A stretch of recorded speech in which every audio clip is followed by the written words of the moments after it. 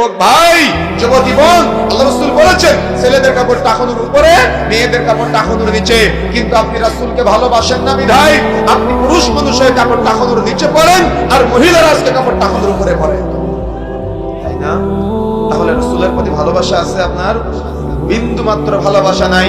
রাসূলুল্লাহ সাল্লাল্লাহু আলাইহি ওয়াসাল্লাম বলেছেন তোমরা দাড়ি লম্বা করবে আর মুছগুলাকে ছোট করবে। কিন্তু আপনি মুসলমান নামে নামকরণ করেন, নামকে হস্তে বলেন রাসূলকে ভালোবাসি, কিন্তু রাসূলুল্লাহ সাল্লাল্লাহু আলাইহি ওয়াসাল্লাম বলেছেন দাড়ি লম্বা করতে হবে আর মুছ ছোট করতে হবে। কিন্তু আপনি সর্বদা রাসূলের বিরোধিতা করে আপনি মুছ লম্বা করেন, দাড়ি ছোট করে মহিলা সাজার চেষ্টা করেন। তার মানে পুরাটাই আপনি রাসূলের আদর্শের বিরোধিতা করতেছেন। কি কিয়ামতের মাঠে না বরং কবরে আপনি বলতে পারবেন যে আপনার নবী মুহাম্মদ সাল্লাল্লাহু আলাইহি সাল্লাম?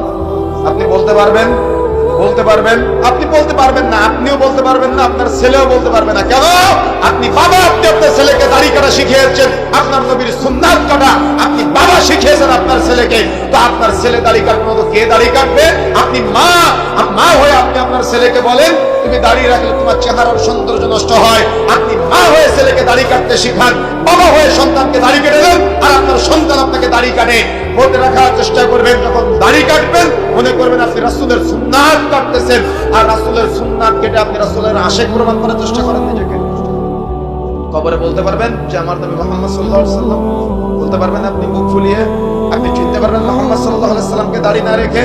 মনে রাখার চেষ্টা করতে হবে। প্রত্যেকটা ক্ষেত্রে এরকম কত উদাহরণ দিব আমি।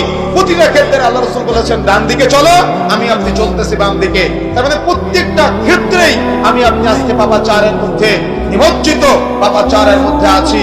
সুতরাং মনে রাখার চেষ্টা করতে হবে দুনিয়াতে যদি আপনি রাসূলকে চিনতে না পারেন, পৃথিবীতে দুনিয়াতে পিতা মাতা সন্তান সন্তানাদি যা কিছু আছে সব কিছু যদি রাসূলকে বেশি ভালোবাসতে হবে।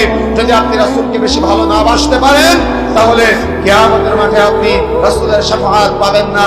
আপনার স্ত্রী বলতেছে তুমি দাড়ি রাখলে তোমার চেহারার সৌন্দর্য নষ্ট হয়, অর্থাৎ ওই স্ত্রী আপনাকে জান্নাত থেকে জাহান্নামের দিকে নিয়ে যাচ্ছে।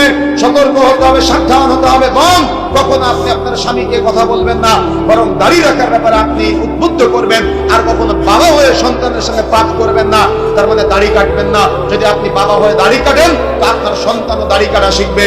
বাবা হয়ে মিথ্যা বলেন, আপনার সন্তানও মিথ্যা বলবে। বাবা হয়ে সুদ খান, আপনার সন্তানও সুদ খাবে। বাবা হয়ে ঘুষ খান, আপনার সন্তানও ঘুষ খাবে। বাবা হয়ে নেশা করেন, আপনার সন্তানও নেশা করবে। মা হয়ে বেপরদায় চলেন, আপনার মেয়েও বেপরদায় চলবে। এই জন্য মাইকের আওয়াজ যতদূর পর্যন্ত যাচ্ছে দায়িত্বহীন ভাষায় বলে যেতে চাই, আল্লাহ রাব্বুল আলামিন বলছেন